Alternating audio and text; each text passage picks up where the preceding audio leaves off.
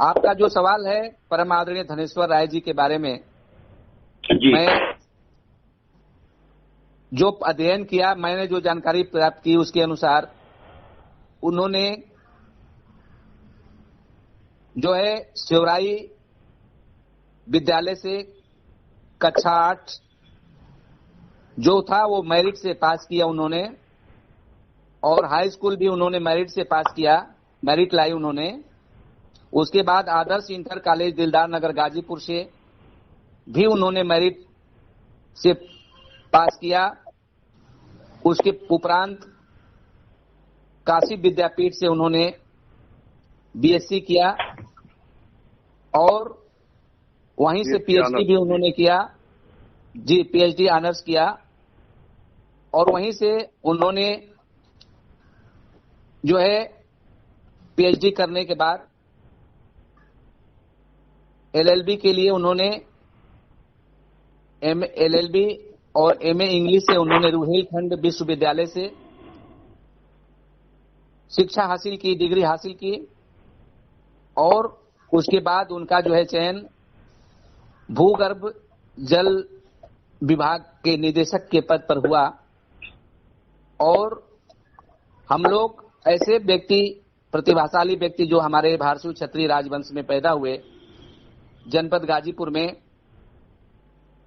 ऐसे व्यक्ति हमारे समाज के लिए प्रेरणा के स्रोत हैं, पथ प्रदर्शक हैं और हम लोग उनके जीवन संघर्षों से, उनके नैतिक मूल्यों से और उनके आदर्शों से समाज को एक बहुत बड़ा संदेश भेज रहे हैं कि किस तरह से उन्होंने अपने अभाव के जीवन में कठिन मेहनत करके, कठिन पढ़ाई करके और संघर्ष करके और एक बड़े अफसर के पद पे सुशोभित हुए और उत्तर प्रदेश और भारत सरकार को एक बहुत बड़ा जो है गिफ्ट दिया शोध करके। उनका लेख जो है राजभर मातन पत्रिका आचार्य शिव प्रसाद सिंह राजभर जी राजगुरु छापा करते थे और हम पढ़ा करते थे। वो शिक्षा पर बहुत जोर देते थे और उस समय उनकी मांग थी विमुक्त जाति के जो कोटे हैं वो भरे जाएं और उसकी जो नियुक्ति है, उसके अंतर्गत जो नियुक्ति है 2% मिलता है, वह सेनानी, स्वतंत्रता संग्राम सेनानी के कोटे से उसको दिया जाए, वह प्रबल मांग करते थे। इससे हमारे समाज को काफी बल मिलता था।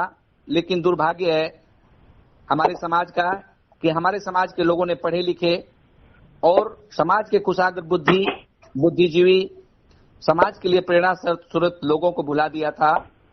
और हमारे राष्ट्रीय भारतीय क्षत्रिय महासंघ का प्रयास रंग लाया।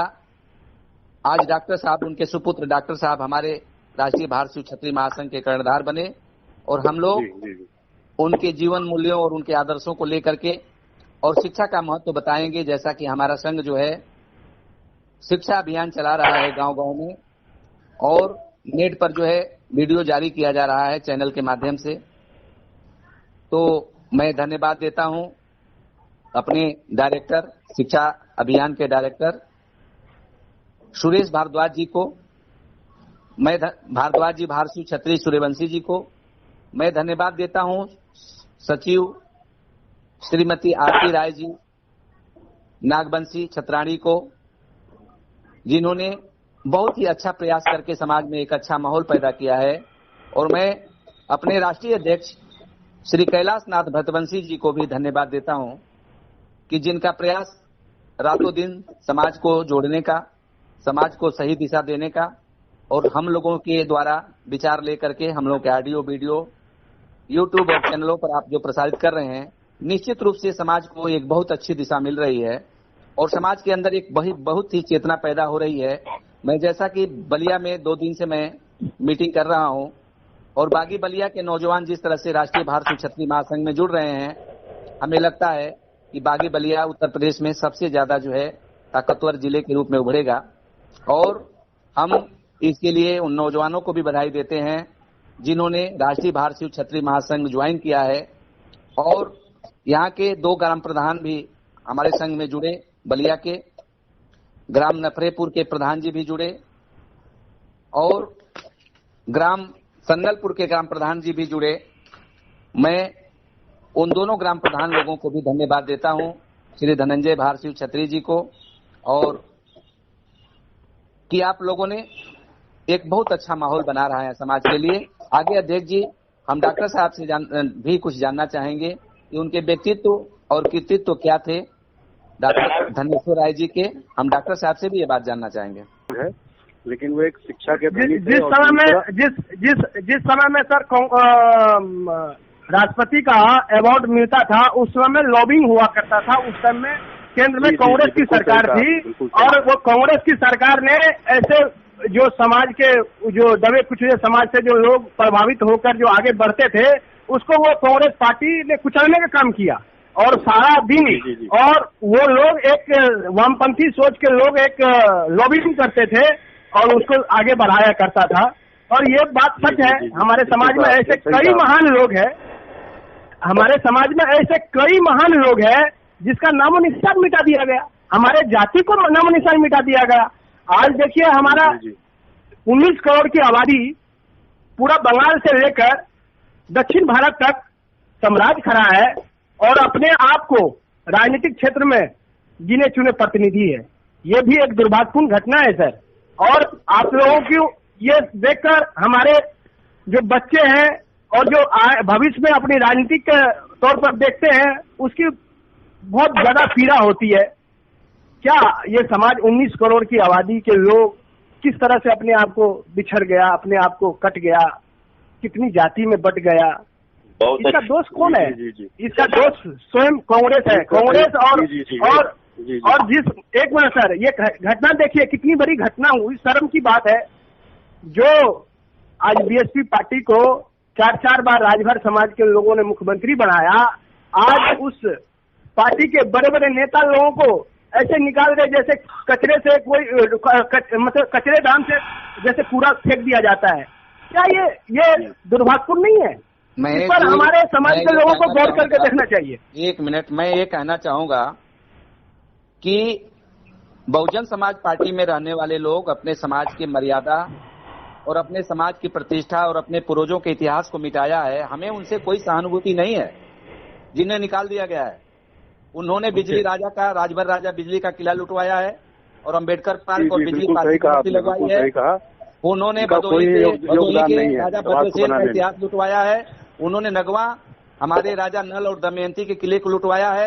हमारे विमुक्त जाति के आरक्षण को सुनिए महेश जी, विमुक्त जाति के 2% मिलने वाले आरक्षण को इन लोगों ने कैबिनेट में पास करके हमारा रोका, जो जैसा कि हमारे परम आदरणीय जो है डायरेक्टर साहब जैसे चाहते थे कि हमारा जो आरक्षण है, जिसके लिए हमारे करोड़ों लोगों ने बलिदान दिया है, 1857 की क्रांति किया है, तो परम आदरणीय धनेश्वर राय जी चाहते थे कि उसका मूल्यांकन सरकार करे, उनके शहीदों के वंशजों को आगे बढ़ाए शिक्षा के क्षेत्र में, ताकि और भी डायरेक्टर बने, और भी IAS IPS IFS बने, और इंजीनियर बने, वकील बने। हमें एक बात जरूर कहनी है, बहुजन समाज पार्टी की मायावती और उसके पार्टी के नेताओं से हमारी कोई सिंपैथी नहीं है। जो हमारे समाज के लिए काम करेगा, वो धनेश्वर राय जी की तरह, हमारे आचार्य शिव प्रसाद सिंह राजभर जी की तरह, हमारे परमादरणीय जो है जितने लोग आज काम कर रहे हैं, रामचंद्र राव जी काम कर रहे हैं, हमारे चंद्रमा भारसिंह जी काम कर रहे हैं, ये हमारे रतन है। वो हमारे रतन नहीं हो सकते जो कोयले में जाकर के अपने अस्तित्व को गंवा दिए, आज राजभर करके दागदार हो गए। आज राजभर समाज को अपना आदर्श महान समाज सेवी और समाज सुधारक श्री श्री भोला दास जी, श्री श्री जगन्नाथ दास जी को आदर्श मानना चाहिए। बिल्कुल बिल्कुल, ना कि और कोई आइकॉन हो सकते हैं। पूर्वांचल में और उत्तर प्रदेश में कोई आइकॉन है तो हमारा भोला दास जी है। और महाराजा भोला दास जी ने जिस तरह से संघर्ष करके जीवन अपनी व्यतीत करके नंगे पांव चल के लोगों को जगाने का काम किया, लोगों को बताने का काम किया, आज उसका लोग उसको याद ही नहीं करते। बहुत अच्छी जानकारी आपने। हमारे गुरुओं के गुरु महागुरु जी हैं श्री श्री जो है बंसराज मास्टर जी, तालाब के पास वीरभांटा के रहने वाले हैं। और बहुत बड़ी दुर्भाग्यपूर्ण घटना है, कांग्रेस सरकार जो अभी तक इस जाति पे जिस तरह से लांछन लगाकर और जिस तरह से तोड़ा गया, आज देखिए उत्तर बंगाल में क्या हो रहा है। उत्तर बंगाल में राजवंशी लोगों को जिस तरह से मारा जा रहा है, अभी भी लोग विस्थापित हो रहे हैं। अभी भी जो लोग वोट देकर और अपने स्थापित किया। क्या वोट डालना अपना स्वतंत्रता है ना, कोई भी आदमी किसी को भी वोट दे सकता है। ऐसे में लोगों को प्रताड़ित किया जा रहा है, लोग अपने घर बार छोड़कर, और वहां के हाईकोर्ट ने ये बात बोला है, कलकत्ता के हाईकोर्ट ने संज्ञान लिया है। आप बताइए, ये दुर्भाग्यपूर्ण घटना है।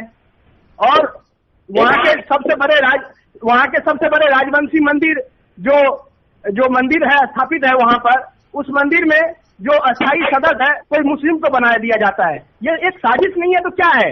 ये सनातन धर्म के लिए साजिश है।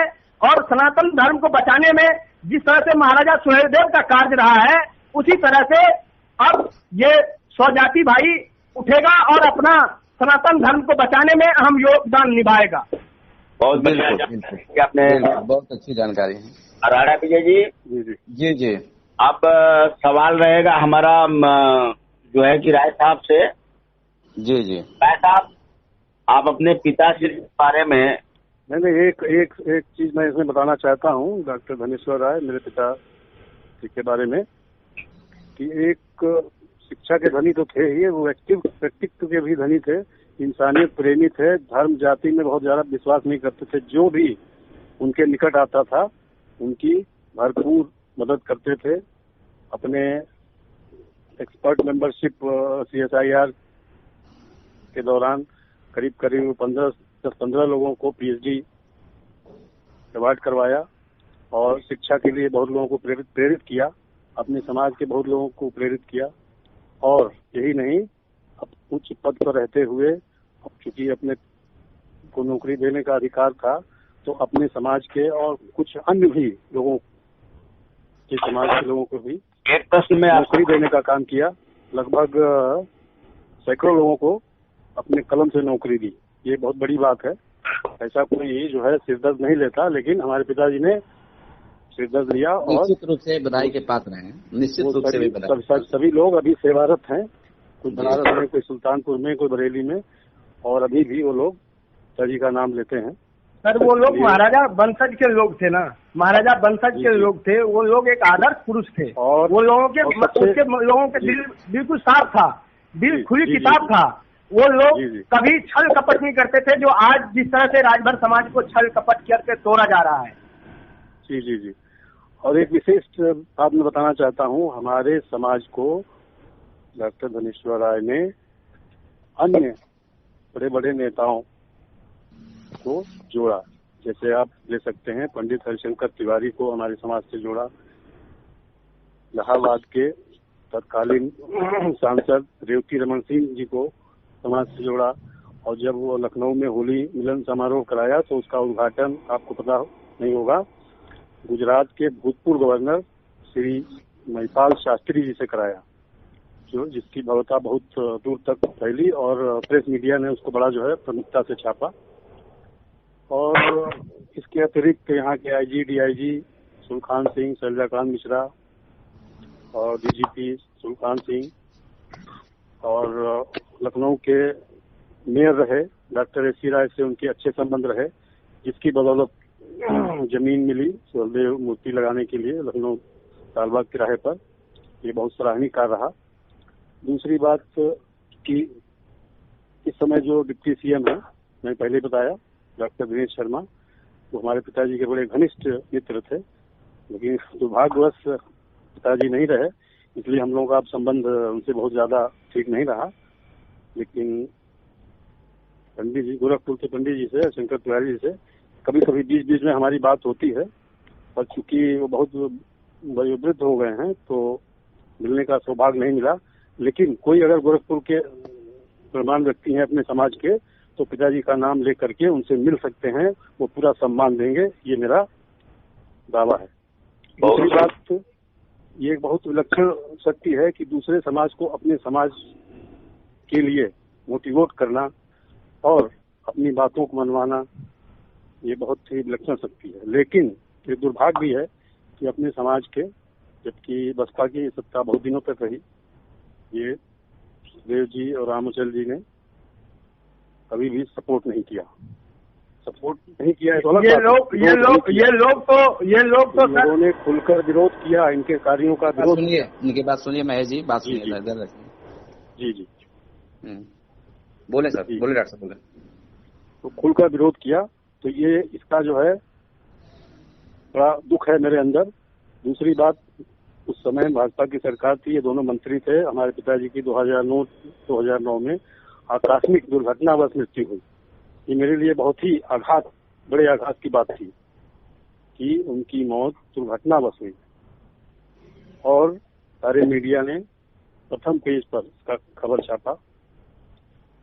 और यहाँ ये बहुत बड़े दुर्भाग्य की बात है, क्योंकि ये बिरादरी की बात है, इसलिए मैं कहना चाहता हूँ, निसंकोच ये बात कहना चाहता हूँ कि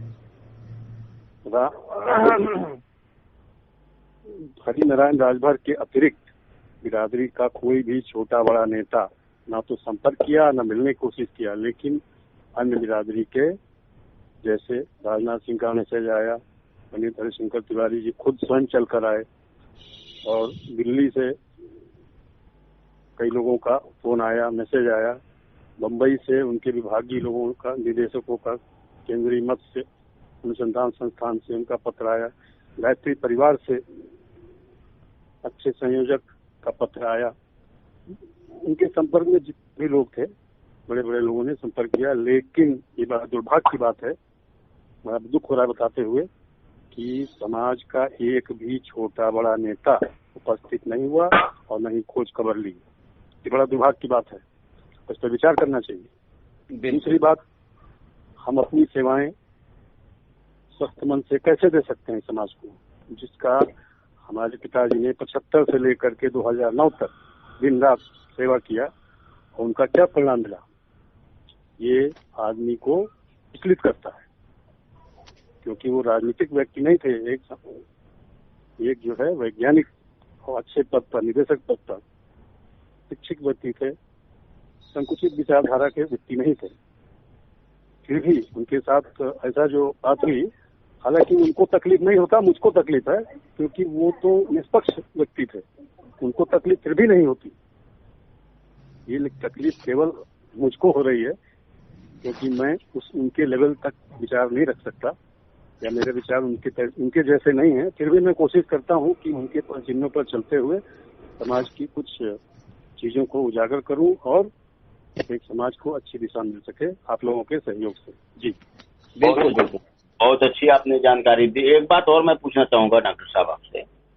जी जी। आप भारतीय क्षत्रिय महासभा में जुड़े जी, क्या देख के जुड़े? आपको लग रहा है कि ये भारतीय क्षत्रिय महासभा जो है आगे भारतीय क्षत्रिय महासंघ का ये जो कार्य है, ये बहुत ही अच्छा है, क्योंकि इससे लोगों का मनोबल ऊंचा होगा, और एक उनकी सोच बढ़ेगी, ऊपर बढ़ेगी। वो सोचेंगे कि हमारे भी राजा थे, हमारे खून में भी राजाओं का खून है, हम जो है अगर अच्छा कार्य करेंगे और शिक्षा में आगे बढ़ेंगे, तो निश्चित तौर पर हम एक शासक बन सकते हैं, सत्ता शासक पर कमांड हासिल कर सकते हैं। ये आप लोगों का बड़ा सराहनीय कार्य है, और इस कार्य से मैं बहुत प्रसन्न हूँ, और मुझे बहुत अच्छा लगता है। गर्व से मैं कह सकता हूँ कि भारतीय महासंघ, क्षत्रिय महासंघ ने बहुत ही अच्छा बीड़ा उठाया है, और इसके परिणाम बहुत ही सुगम और अच्छे होंगे। अच्छा, नौजवानों को कुछ संदेश देना चाहते हैं आप? जैसे डॉक्टर साहब बने आप, तो कुछ संदेश देंगे अपने नौजवानों को समझ के?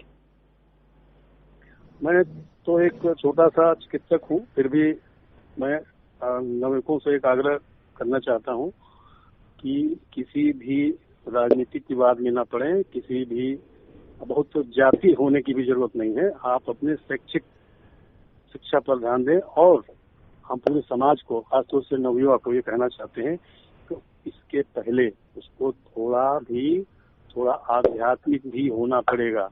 जब तक आध्यात्मिक नहीं होगा आदमी, उसकी विचारधारा नहीं बदलेगी, तब तक उसकी तरक्की नहीं हो सकती है। जैसा कि हमारे राष्ट्रीय अध्यक्ष श्री कैलाश नाथ राय जी एक आध्यात्म से भी जुड़े हुए हैं, जैसा कि मुझे पता चला, ये मुझे बड़ी प्रसन्नता है कि एक आध्यात्मिक व्यक्ति से मेरा संपर्क हुआ है। तो ऐसा आदमी किसी को, समाज को कुछ दे सकता है, ले भले ना, लेकिन समाज को कुछ दे जरूर सकता है।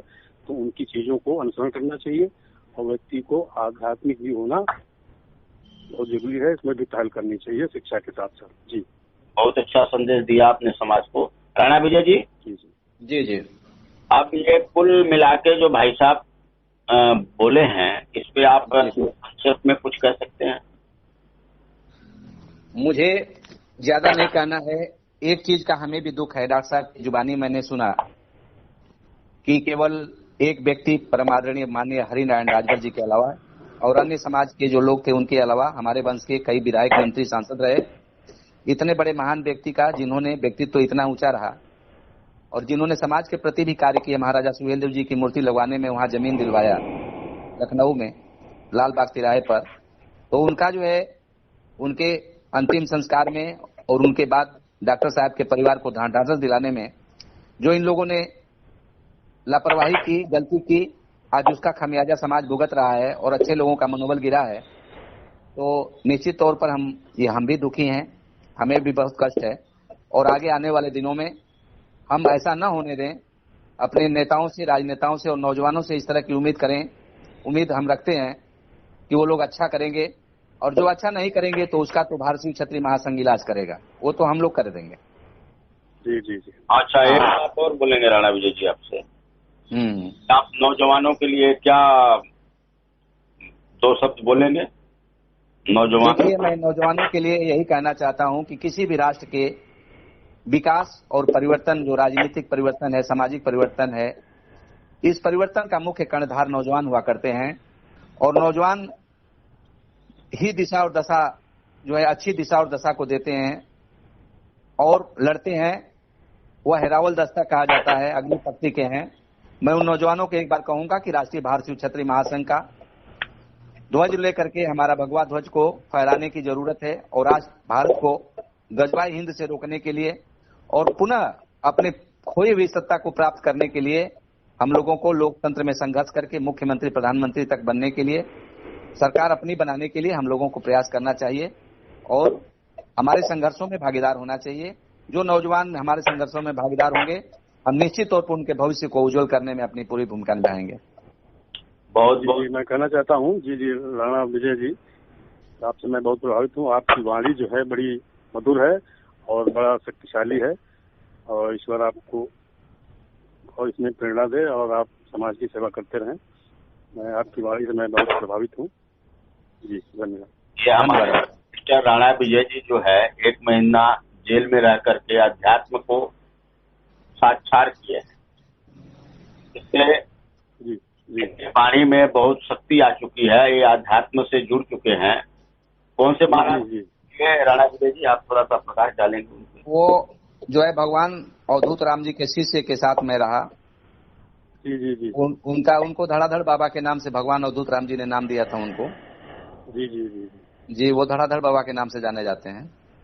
तो ये जेल में भी रह के, जैसे कहते हैं, हिले रोजी बहाने मौत आदमी तो ये मुझको दिख गया कि जरूर आप में कुछ जो है आध्यात्मिक शक्ति भी है, तो इसलिए मैंने आपको ये बात स्पेशली कहना चाहा। जी जी जी। तो बहुत जानकारी हमारे वंश को सबसे ज्यादा आध्यात्मिक शक्ति भगवान शिव तो दे ही रहे हैं, भगवान श्री रामचंद्र जी तो दे ही रहे हैं, कृष्ण भगवान। जी जी। हमारे वंश के राजा भरथरी जी का आशीर्वाद जो है हम लोगों को ज्यादा फलीभूत हो रहा है और आज राजा भरथरी जी का आशीर्वाद ही हमारे संघ को आगे बढ़ा रहा है। जी, इस संबंध में एक शब्द मैं कहना चाहूंगा। राजा भरथरी जो है गुरु मछेंद्र नाथ, जो आदित्य योगीनाथ जी के गुरु रहे हैं, उनके शिष्य रहे हैं। एक ऐसा मैंने एक कथनांक पढ़ा है। जी जी। इसमें कुछ कहना चाहते हैं आप तो बताएं जरा। जी, हम यही कहना चाहते हैं कि भारतीय क्षत्रियों ने धर्म की रक्षा के लिए अपने को सर्वस्व बलिदान कर दिया और हमारे जो ये कैलाश नाथ राय जी हैं भरतवंशी, ये तो बिल्कुल ओतप्रोत रहते हैं अध्यात्म से और इनसे ज्यादा हम बेहतर नहीं बता पाएंगे, इसलिए हम इन्हीं से सुनना चाहेंगे कि क्या कर रहे हैं। हमारा जो है एक ही उद्देश्य है जी, सब स्वाभिमानी बनिए और जो है कि अपने स्वाभिमान को जानिए कि आप हैं कौन। आध्यात्म एक ऐसी चीज है, जब आध्यात्म में आप चले जाएंगे तो आध्यात्म से बड़ी कोई चीज नहीं है। यहाँ पे न सत्ता की जरूरत है, न सिंहासन की जरूरत है। आध्यात्म एक ऐसी जो है कि रस है, जो इसमें चला जाएगा तो बड़े से बड़े शक्तियां इसके आगे झुकती हैं। ये कभी किसी सामने झुकने का वो नहीं रखता है। आध्यात्म जैसे हमने जब यहाँ था तो हमारे माननीय मिस्टर जो है कि लालजी राय खतवंशी जी आए जयपुर में। जी जी। और यहाँ से हमें बोले, राय साहब आप समाज के लिए काम कर रहे हैं तो मन से कर रहे हैं या तो ऐसे कर रहे हैं? जी जी। भाई हम तो जो भी काम करते हैं मन से करते हैं। बोले चलिए हम आपका परीक्षा लेंगे। तो परीक्षा लेने के लिए हमें यहाँ से ले गए बनारस। बनारस से चुनार किला है जिसको भरपुर भी कहते हैं। जी जी जी। अरे भरपुर तो है हमारे भर राजाओं ने बनवाए हैं। जी जी। वहाँ पे माँ जी का जिंदी समाधि है। जी जी। वहाँ जिंदी समाधि है तो वहाँ पे एक कोसी है, हल्का सा छेद है, उसमें तेल भरते हैं। तो कोई भी जैसे अगर मैं कर लेता है तो वो कोसी को भर नहीं पाता है, चाहे हजारों पीपा तेल डाल दे। तो हमारा परीक्षा लेने के लिए हमारे लालजी राय साहब थे, श्री हरिंदर जी थे, अवधेश राय जी थे, मैं भी था और 2-4 आदमी थे। तो परीक्षा लेने के लिए वहाँ जो है कि भरथरी जी का बोले आप इसको भर दीजिएंगे तो हम मानेंगे कि भाई आप वास्तव में समाज सेवी समाज। तो मैंने वहाँ पे ध्यान लगाई। ध्यान लगाने के बाद तेल मेरे हाथ में आया तो उसमें सिर्फ 10 बूंद डाला ही होगा कि वो पूरा कोसी भर गई। तो वो जो है पंडित जी महाराज जी बड़े अचरज से उठ के साक्षात दंडवत प्रणाम किया हमको स्वयं। बोले ऐसा अभी तक कोई नहीं आया था जो इस परीक्षा में पास हो, आपको जो मांगना है मांग लीजिए। तो मैंने एक ही चीज मांगा जी कि हमारा जो भारत क्षत्रिय महासंघ काम करने चाहिए, जैसे हमारे भारत सेवा पहले थे 11वीं शताब्दी में, इसी मौकाम पे फिर ये आ जाए, बस इतना ही मेरी मनोकामना है। ये मैंने जोर से बोला था जिसमें सभी जो वहाँ के लोग थे इस बात को सुने। तो लोगों ने कहा कि आप धन मांग सकते थे, दौलत मांग सकते थे, आप कोई राजनीति में जाने की मांग सकते थे, लेकिन आपने ऐसा क्यों मांगा? हम कहे भाई मेरा भला होने से क्या होगा, सब ही सजनी राजकुमार हुए ना। अभी तक तो लोग हम ही सजनी राजकुमार की नारा लगाते थे। हमारा नारा है कि हमारे समाज का हर आदमी राजकुमार हो। उसका धीरे धीरे अब परिणाम दिखने लग गया। जैसे इस बार जो चुनाव हुआ जिला पंचायत प्रधानी बीडीसी, इसमें उभर के आया। तो मैं हाँ इसका परिणाम आया है और यह श्रेय जो है कि इतना जबरदस्त आया है कि जो पहली बार ऐसा हुआ है कि हजारों के ऊपर प्रधान हुए हैं समाज। 500 के ऊपर बीडीसी हुए हैं, 150 के ऊपर जो है कि जिला पंचायत हुए हैं।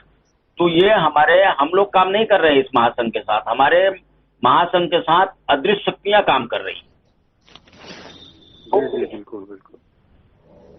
अब कुछ लोग कहते हैं कि ये नौटंकी है, ड्रामा है, ये सब नहीं है। और मैं चैलेंज करता हूं जो ये बात कहता है कि ये सब नौटंकी ड्रामा है, वो जो है कि चुनार किला पे जाके अपना जो है कि कोसी में तेल भर के देख सकता है हकीकत सत्य क्या है। आज भी वहाँ पे ये सत्य कथा है और वहाँ कोई भी यूट्यूब पर निकाल के देख सकता है वहाँ की कहानी। वो तिलस्मी किला है, आज भी वो भरपूर ही नीचे बोर्ड लगा हुआ है। तो राणा विजय जी अब आगे राणा विजय जी आप कुछ बोल सकते हैं, अब तो बोल लीजिए। नहीं, अब हम लोग सबको प्रणाम करेंगे कि पुनः अपना खोया हुआ गौरव और सम्मान को प्राप्त करें और सबका साथ, सबका विश्वास, सबका विकास लेकर के हम लोग आगे बढ़ें। हाँ, एक बात और कहेंगे, ये नारा जो है सबका साथ सबका विकास, ये महाराजा सुहेल देव जी का है। बिल्कुल सर। जी जी जी। ये जो रक्षक जब ये लड़े थे गजनबी को मारने के लिए, जब युद्ध किए थे, उसी समय सबका विकास संघे शक्ति कलयुगे नारा ये हमारे महाराजा सुहेल देव जी का ही है। जी जी, इनको हिंदू रक्षक इसीलिए कहा जाता है। और सबसे बड़ा पतन करने वाला है हमारे समाज को जो है बसपा माइंडेड लोग हैं, चाहे वो हमारे समाज के नेता हो, चाहे जो है कि मायावती जी खुद हो, चाहे मिस्टर कांसीराम जी हो, सबसे ज्यादा बिल्कुल सही कहा। समाज का अगर गर्त में ले जाने का काम किए हैं तो सब बसपा वाले ने किए हैं। बसपा वाले को सब वामपंथी नहीं करना चाहिए। ये सब वामपंथी लोग है सर ये सब वामपंथी लोग है, और वामपंथी लोगों का सोच क्या होता है, इतिहास क्या होता है, वो सब दुनिया जानती है और ये पूरा भारत जान चुका है। सही सही जो असर है वो हमारे समाज के लोग कुछ पार्टी बना के गजबाए हिंद से हाथ मिला करके उसको भी जो है पूरा कर दिए है। तो ऐसे लोग समाज को नहीं सुधार सकते हैं, उनको समाज से कोई लेना देना नहीं है, सिर्फ समाज से उनको जो है कि बेनिफिट लेना है। श्री वो समाज को ये सुधारने का काम नहीं कर रहे हैं, तो समाज को यूज कर रहे हैं। जहाँ पे समाज का अधिक वोट है वहाँ पे किसी यादव को टिकट दे रहे हैं, किसी और को दे रहे हैं।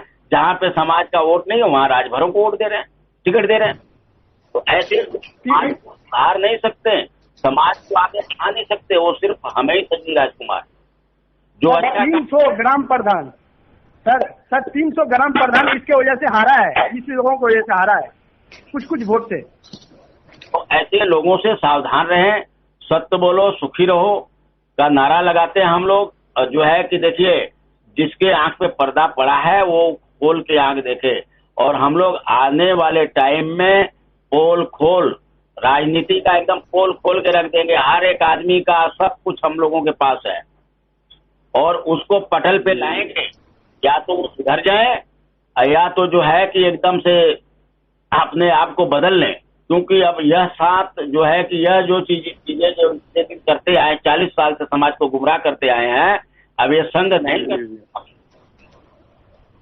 बोलिए संघे शक्ति कल जुगे। हाँ, सबका साथ सबका विकास। हम लोगों को किसी से कोई तकलीफ नहीं है, लेकिन हमारे समाज को जैसे गुमराह करेगा जो, उससे हम लोगों को तकलीफ जरूर है। उसका पोल हम जरूर खोलेंगे, हमारा संघ खोलेगा। और यह संघ इतना आगे बढ़ चुका है, अब इसको कोई रोकने वाला प्रयास न करे रोकने का। जय हिंद, जय भारत।